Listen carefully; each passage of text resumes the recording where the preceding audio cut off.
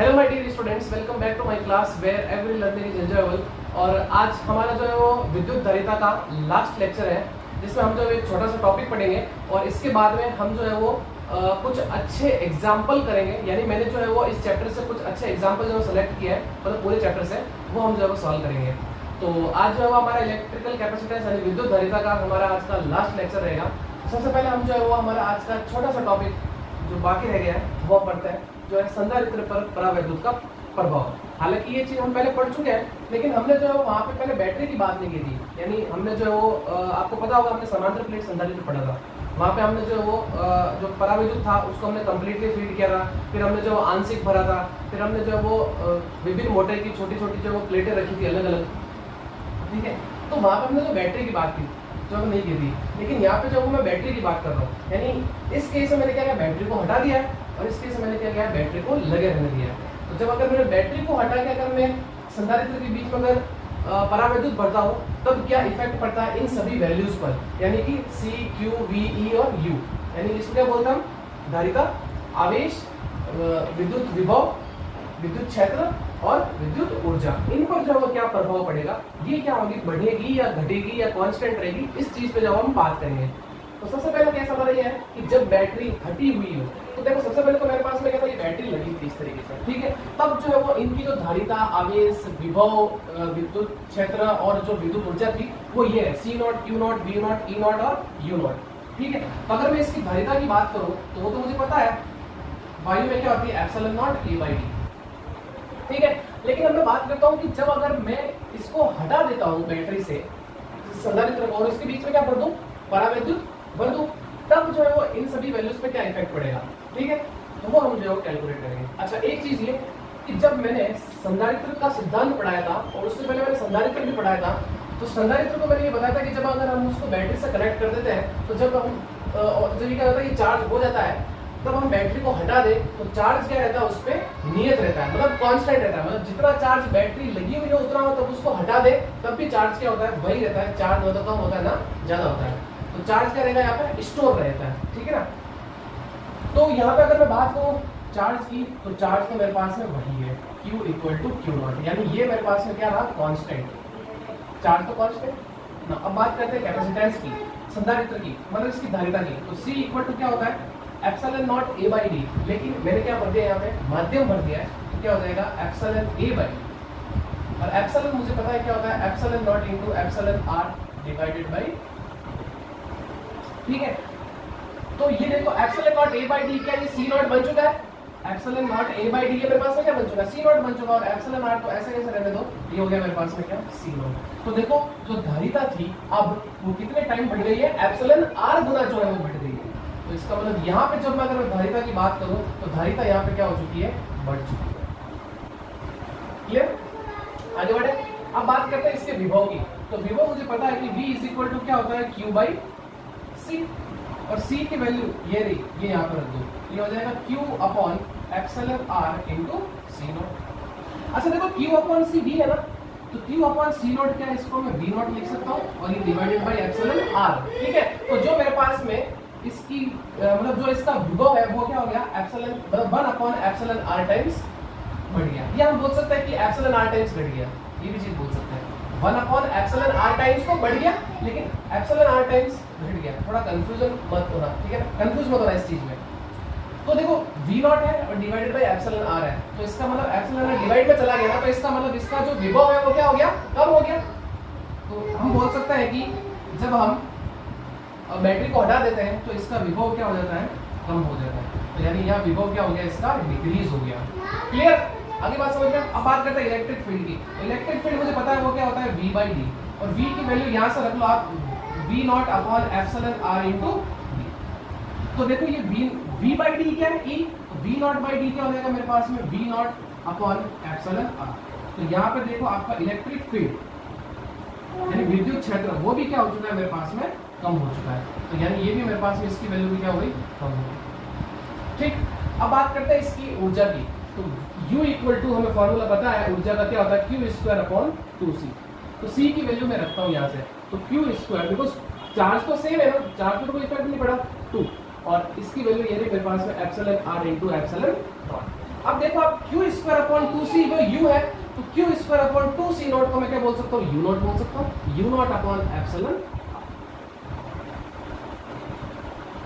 तो यहां से हमें ये भी पता चला कि जो विद्युत ऊर्जा है वो क्या हो गई, कम हो गई। तो ये इफेक्ट पड़ता है मतलब पराविद्युत का। जब आप क्या करो, उस बैटरी को क्या करो, संधारित्र को हटा दो, उसके बीच में क्या करो आप पराविद्युत भर दो, तब।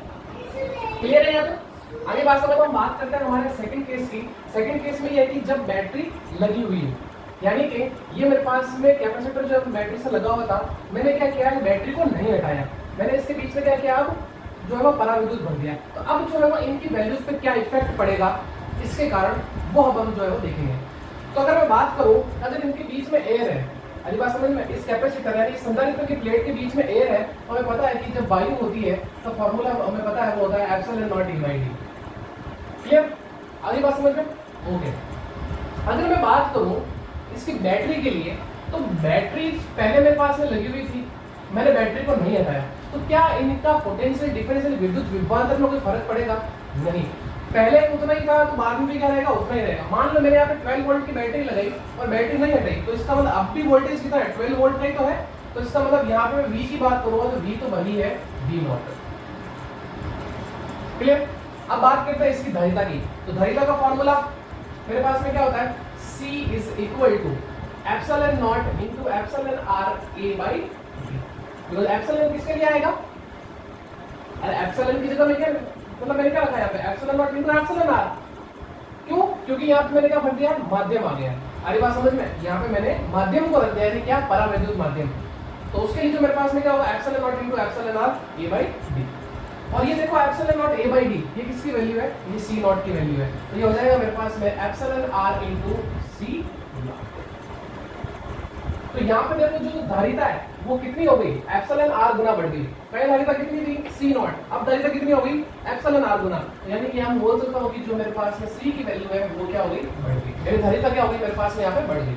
अब बात करते हैं इसके चार्ज की यानी Q की। तो Q इक्वल टू मुझे पता है वो क्या होता है, C इंटू V।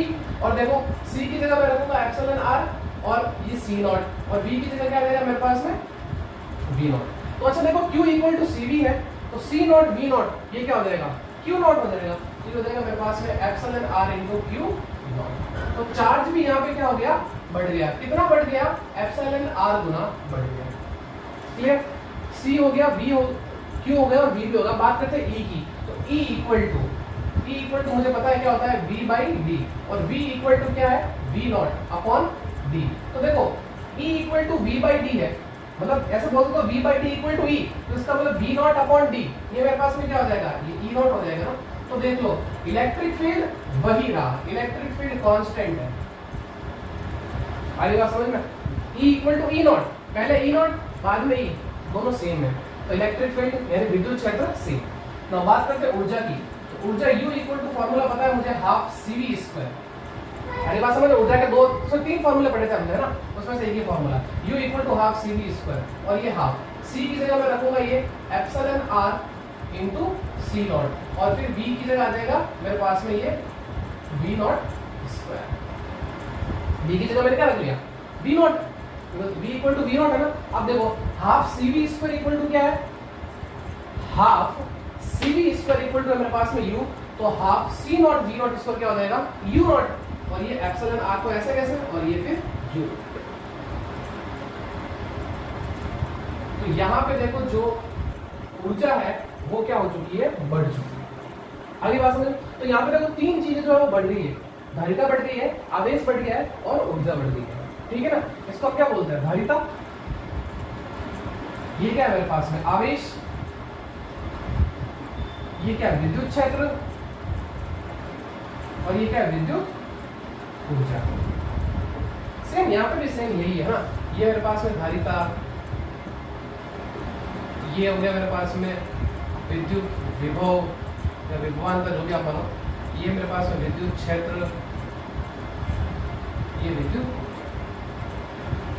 तो इन पे क्या प्रभाव पड़ा वो हमने देख लिया, ठीक है ना। तो फटाफट इसका स्क्रीनशॉट लीजिए, फिर हम जो है वो इस चैप्टर से रिलेटेड कुछ अच्छे एग्जांपल जो हम ट्राई करते हैं। So take the screenshot. So students अब जो है वो हम कुछ अच्छे एग्जांपल करेंगे इस पूरे चैप्टर से रिलेटेड, ठीक है, 3-4 एग्जांपल करेंगे। सो आज का हमारा जो है वो फर्स्ट एग्जांपल ये है कि ये जो है वो सीरीज और पैरेलल कॉम्बिनेशन पे बेस्ड है। हालांकि हम जो सीरीज पैरेलल क्वेश्चन कर चुके हैं, लेकिन यहाँ पे हम वो क्वेश्चन करेंगे कि जब हम इन कैपेसिटर के बीच में क्या करें, डिफरेंट जो है डाइलेक्ट्रिक जो है फिल कर दें, तब जो है क्या इक्विवेलेंट कैपेसिटेंस होता है वो हमें कैलकुलेट करना है। तो देखिए क्वेश्चन भाई ये कैलकुलेट CAB, ठीक है ना, A और B पॉइंट के बीच में करना है इक्विवेलेंट कैपेसिटेंस जो है वो आपको कैलकुलेट करना है। नाउ बात करते हैं सबसे पहले कि इस कॉम्बिनेशन की और ये कॉम्बिनेशन की, तो कौन सा कॉम्बिनेशन है ये आपको पहचानना है, सीरीज कॉम्बिनेशन है या पैरेलल कॉम्बिनेशन है। तो मैंने आपको सीधा बता रखा है कि जब जितने भी कैपेसिटर आपके किसी कॉम्बिनेशन में लगे हो, अगर उनकी पहली प्लेट किसी एक पॉइंट से कनेक्टेड और दूसरी जो प्लेटें हैं वो दूसरे पॉइंट से कनेक्टेड हो किसी भी पॉइंट के, तो उसको हम क्या बोलते हैं, पैरेलल कॉम्बिनेशन। तो यहाँ पे आप चेक कर लीजिए, तो देखिए ये दो कैपेसिटर है, एक ही कैपेसिटर और एक ही कैपेसिटर, इन दोनों की जो ये पहली प्लेट है वो देखो किसी एक पॉइंट से कनेक्टेड है और दूसरी प्लेट किससे कनेक्टेड है, दूसरे पॉइंट से कनेक्टेड है। तो इसका मतलब ये जो कॉम्बिनेशन है वो मेरे पास में कौन सा कॉम्बिनेशन है, ये है पैरेलल कॉम्बिनेशन। कौन सा कॉम्बिनेशन है ये, पैरेलल कॉम्बिनेशन। और पैरेलल कॉम्बिनेशन हम क्या करते हैं, सीधा ही C1 प्लस C2 ये चीज करेंगे। तो हमें क्या करना है, इस कैपेसिटर की बात करूं तो इसका जो कैपेसिटेंस होगा वो होगा C1, इस कैपेसिटर का जो है वो कैपेसिटेंस होगा क्या, C2। तो सबसे पहले जो है मैं C1 C2 कैलकुलेट कर लेता हूं। तो देखो C1 मेरे पास में क्या आएगा, हमें पता है फॉर्मूला क्या होता है एयर के लिए, epsilon not A by D, because C का फॉर्मूला हमें पता है ना, epsilon not A by D ये। और अगर मैं मीडियम की बात करूं तो मीडियम के लिए क्या होता है, एप्सिलॉन A बाई डी, यही होता है। बट मेरे पास में क्या है, यहाँ पे जो है वो डाइलेक्ट्रिक मीडियम भरा हुआ है, तो इसलिए मैं जो है ये फॉर्मूला यूज करूंगा। और एप्सिलॉन मुझे पता है क्या होता है, epsilon not into epsilon R1। और ये अब देखो इनका एरिया क्या देगा, इसका A/2, डिस्टेंस क्या देगी D, तो इसका मतलब इसका एरिया हो गया A/2 और डिस्टेंस हो गई क्या, D, ठीक है। तो ये मेरे पास में C1 क्या निकल के आ गया, epsilon not into epsilon R into A divided by 2D। बोलो क्लियर है यहाँ तक, ठीक है। नाउ अब बात करता हूं मैं C2 की, तो C2 मेरे पास में क्या होगा, epsilon not epsilon R1 area क्या दे रखा है A/2, ये A और डिवाइडेड बाय 2 और फिर ये D। तो ये मेरे पास में क्या निकल के आ गया, इसका C2 यानी दूसरे कैपेसिटर का कैपेसिटेंस। अब मुझे क्या करना है, CAB निकालना है। तो CAB सीधा ही फॉर्मूला लगा लो आप, CAB is equal to C1 plus C2। तो CAB is equal to epsilon not epsilon R1 A/2D plus epsilon not epsilon R2, तो यहाँ पे क्या आएगा, 2 आएगा। So epsilon R2 A/2D। तो देखो क्या चीज कॉमन आ रही है, उनको कॉमन ले लो। सो CAB इज इक्वल टू, एक तो एप्सिलॉन नॉट आ रहा है, एक A आ रहा है और अपॉन 2D भी जो है वो कॉमन आ रहा है। यहाँ अंदर क्या बच गया, epsilon R1 plus epsilon R2, यही इसका इक्विवेलेंट कैपेसिटेंस होगा। क्लियर, अगली बात समझ में। नाउ हम चलते हैं हमारे नेक्स्ट एग्जांपल पे।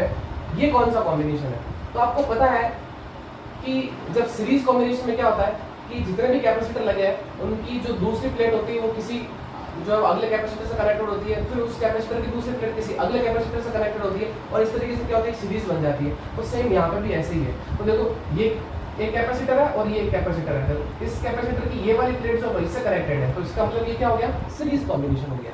यहाँ पे कौन सा कॉम्बिनेशन है, सीरीज कॉम्बिनेशन। कौन सा, सीरीज कॉम्बिनेशन। क्लियर, क्या बात क्लियर है। अब बात करते हैं इनके C1 और C2 की।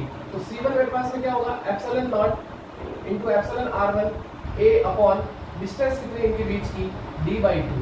तो ये 2 का चला जाएगा ऊपर, तो C1 आ जाएगा मेरे पास में 2 epsilon not into epsilon R1 A/D। इसी तरीके से C2 की बात करें तो वो मेरे पास हो जाएगा epsilon not epsilon R2 A/D/2, तो 2 का वापस ऊपर चला जाएगा और ये D। क्लियर है यहाँ तक। तो ये मैंने क्या निकाल लिया, C1 C2 निकाल लिया। अब मुझे क्या निकालना है, इक्विवेलेंट कैपेसिटेंस। तो मुझे पता है कि 1/CAB इज इक्वल टू क्या होगा, 1/C1 प्लस 1/C2। पैरेलल में यही फॉर्मूला हम यूज करेंगे। So 1/CAB is equal to 1/C1। तो ये वैल्यू रखेंगे तो देखो ये D जो है वो क्या चला जाएगा, ऊपर की ओर चला जाएगा ना, ये देखो 1/C1, तो इसका मतलब 1/C1, तो ये हो जाएगा 1/2 epsilon not epsilon R1 A/D। तो इस D को क्या करता हूँ मैं ऊपर शिफ्ट कर देता हूँ, तो ये जो है वो ऊपर चला जाएगा। फिर प्लस, इस तरीके से यहाँ पे हो जाएगा d upon 2 epsilon not epsilon r1 sorry epsilon r2 और फिर मल्टीप्लाई। अब देखो जो चीज कॉमन आ रही है उसको कॉमन ले लो। 1 upon C A B is equal to क्या कॉमन आ रहा है, d upon 2 epsilon not into d, और यहाँ क्या बच गया 1 upon epsilon r1 plus 1 upon epsilon r2। ठीक है, so 1 upon C A B is equal to d upon 2 epsilon not into a, LCM ले लेंगे इसका तो आ जाएगा क्या epsilon r1 into epsilon r2, और ऊपर क्या बच जाएगा epsilon r1 plus epsilon r2। लेकिन मुझे क्या निकालना, सी ए बी निकालना, तो वैल्यू क्या हो जाएगी, उल्टी हो जाएगी, यानी C A B is equal to ये हो जाएगा कुछ इस तरीके से 2 epsilon not A by D, इस 2 को जो मैं अंदर ले जाता हूँ, ठीक है ना, epsilon not A by D 2 epsilon r1 epsilon r2 divided by epsilon r1 plus epsilon r2। ये होता है कैपेसिटेंस का फॉर्मूला जब इस तरीके से जो है वो कॉम्बिनेशन होता है, ठीक है ना, सीरीज कॉम्बिनेशन। एक और आ जाता कैपेसिटर तो हम क्या करते हैं 1/C3 कर देते हैं, ठीक है। तो ये थे आज के 2 एग्जांपल, नेक्स्ट 2 और एग्जांपल करते हैं, तो फटाफट इसका स्क्रीनशॉट लीजिए, फिर हम जो है आगे बढ़ते हैं। तो स्टूडेंट्स बात करते हैं हमारे आज के लास्ट 2 एग्जांपल की। तो हमारा अगला एग्जांपल है कि n समान त्रिज्या तथा आवेश की पारे की बूंदें कितनी है मेरे पास में, n बूंदें, ठीक है, जो क्या समान त्रिज्या है और समान आवेश की है। पारे की बूंदें परस्पर मिलकर एक बड़ी बूंद बनाती है, तब बड़ी बूंद की धारिता तथा विभव क्या करना है, आपको कैलकुलेट करना है। तो देखो क्या होगा, देखो इसको कैसे करेंगे। सबसे पहले तो मैं क्या करता हूँ, n समान त्रिज्या तथा आवेश की जो है वो कुछ n बूंदें बना देता हूँ, तो इस तरीके से देखो, हालांकि n के लिए तो मैं थोड़ी सी कुछ बूंदें ले रहा हूँ, ठीक है, जिसका देखो त्रिज्या क्या है, सेम है, तो ये इनकी त्रिज्या मैंने क्या ले ली, स्मॉल r, सभी की त्रिज्या सेम है, ठीक है ना। और कितनी बूंदें ऐसी मेरे पास में, n बूंदें, ठीक है, ये q चार्ज, इस पे भी चार्ज q, इस पे भी चार्ज q, और ये मिलके क्या कर रही है, एक बड़ी बूंद बना रहे हैं। इसकी त्रिज्या मैंने कैलकुलेट कर ली, या मैंने मान ली, कितनी कैलकुलेट तो क्या मैंने मान ली कि वो क्या मेरे पास में कैपिटल आर, तो जो इस पे आवेश होगा वो क्या होगा, NQ हो जाएगा, बिकॉज क्यों, क्योंकि मेरे पास में कितनी बूंद है, n बूंद है ना, सभी का आवेश जोड़ देंगे तो इसका आवेश कितना आएगा, NQ आएगा। Clear, okay. अब मैं बात करता हूँ इस छोटी जो बूंद है इसकी धारिता क्या होगी।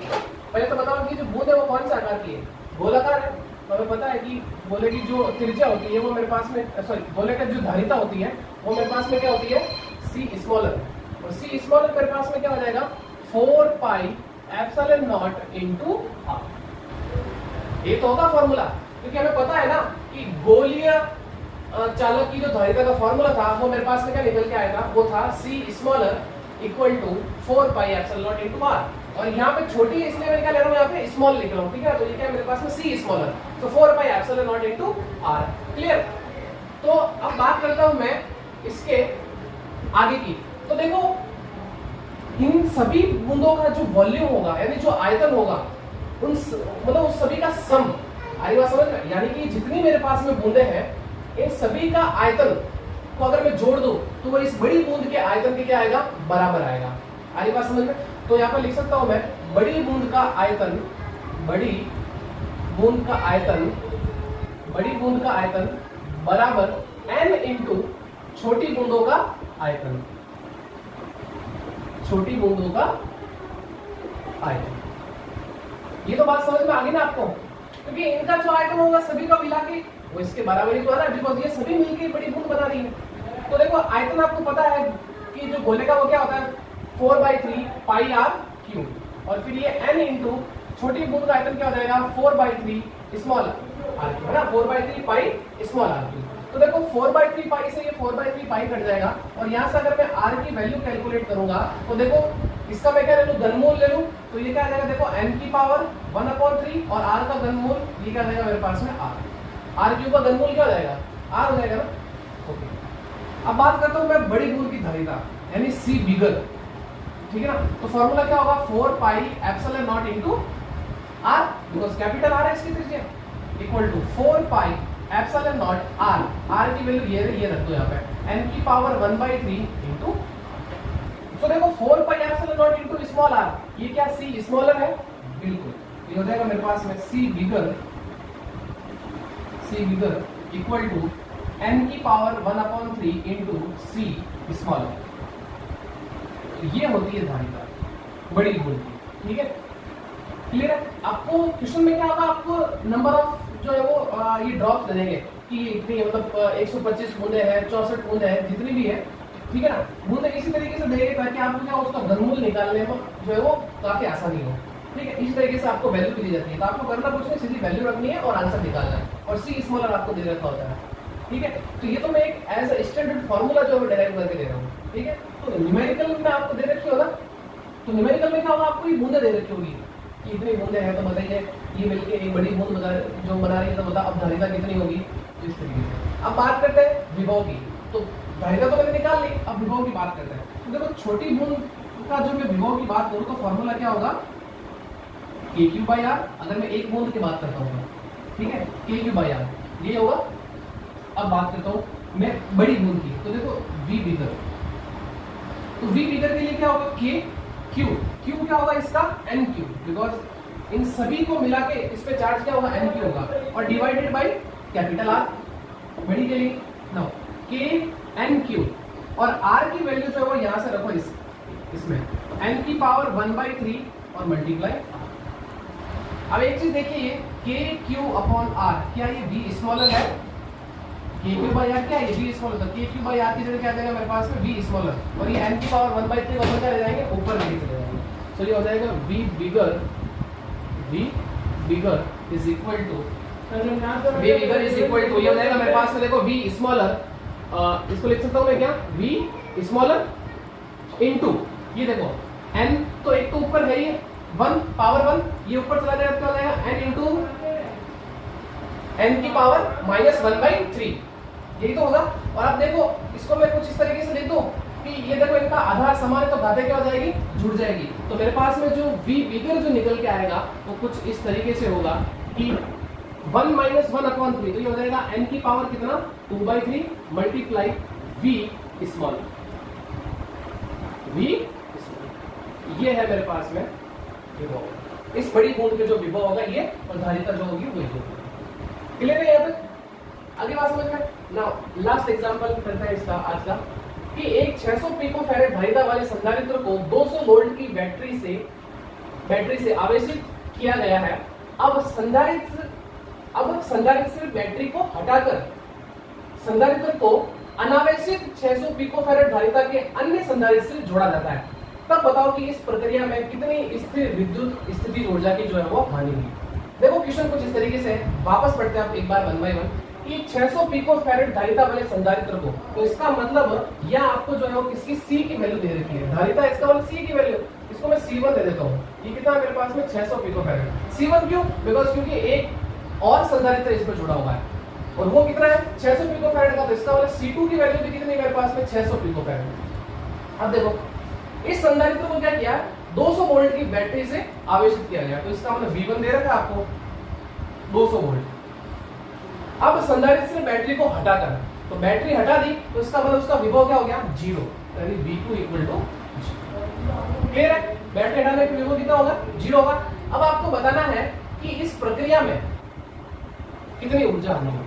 आगे बात समझ में, यानी जब बैटरी को हटाकर इस संधारित्र के साथ में कनेक्ट कर दिया, तब आपको बताना है कि इस प्रक्रिया में जो है वो कितनी ऊर्जा हानि हुई। तो देखो ऊर्जा हानि का फॉर्मूला हमें पता है, delta U is equal to half C1 C2 upon C1 plus C2 multiply V1 minus V2 का होल स्क्वायर, ये होता है फॉर्मूला ना। अब क्या करना है, वैल्यू रखते हैं सारी, so 1/2 मल्टीप्लाई C1 कितना है 600 पिकोफैरेड, तो पिकोफैरेड को मैंने चेंज कर दिया 10 की पावर -12, C2 भी कितना है 600 पिकोफैरेड, पिकोफैरेड को चेंज कर दिया 10 की पावर -12, C1 प्लस C2 यानी कि 600 प्लस 600, और पिकोफैरेड कितना 10 की पावर -12, अरे बस 10 की पावर -12 कॉमन ले लिया। नाउ फिर V1 कितना 200 और V2 कितना 0। अब आप जब इसको कैलकुलेट करोगे तो, अच्छा आपको कैलकुलेट करना पहले बता रहा हूँ, कैलकुलेट आपको करना है, ठीक है। मेरा काम यहाँ तक था बताना, कॉन्सेप्ट को क्लियर करना, बाकी कैलकुलेशन पोर्शन आपको करना है। लेकिन मैं आंसर इसका लिख लेता हूँ, 6 × 10⁻⁻6 जूल इसका आंसर निकल जाएगा। आगे बात समझ में क्लियर है यहाँ तक। तो आज की क्लास में इतना ही। नेक्स्ट लेक्चर से या नेक्स्ट क्लास से हम जो है वो अपना अगला चैप्टर स्टार्ट करेंगे, यानी इलेक्ट्रिक करंट यानी विद्युत धारा। और विद्युत धारा के बाद में आप जो है वो 10th में कुछ पढ़ चुके हो तो आपको जो है वो पढ़ने में थोड़ी आसानी भी होगी। तो मिलता है नेक्स्ट वीडियो में, तब तक चैनल को ज़्यादा से ज़्यादा शेयर करिए, सब्सक्राइब करिए और वीडियोस को लाइक करिए। तब तक thank you and good bye.